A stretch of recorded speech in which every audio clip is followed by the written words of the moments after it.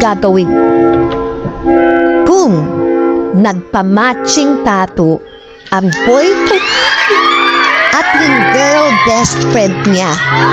Ow! Yung boyfriend mo may girl best friend. Tapos nagulat ka na nagumising ka isang araw, meron nagpa-matching tattoo sila. What you gonna do? Hindi niyang TV host at comedian na si Vice Ganda. Alamang tungkol sa issue ni na Andy Eigenman at Filmer Alipayo. Sa isang episode ng It's Showtime, si Vice ang nagbasa ng tanong sa isang contestant. Very current, very very controversial issue. Lately, I have been reading about this issue. Ani Vice, anong gagawin mo kung nagpa-matching tattoo ang boyfriend mo at yung girl best friend mo? Yung boyfriend mo may girl best friend, tapos nagbulat ka na lang. Gumising ka isang araw, nagpa-matching tattoo sila. Dagdag niya. Mainit na pinag-uusapan online ang issue sa pagsasama ni na Andy at Filmar. Ito'y matapos sa mga critic post ng aktres sa social media tungkol sa babae umanong nag-traitor sa kanya.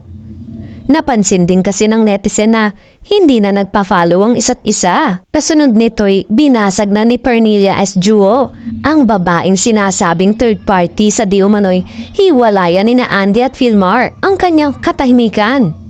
Nabas si Juo matapos niyang ibidang larawan kasama si Filmar kung saan pareho silang may 224 tattoos.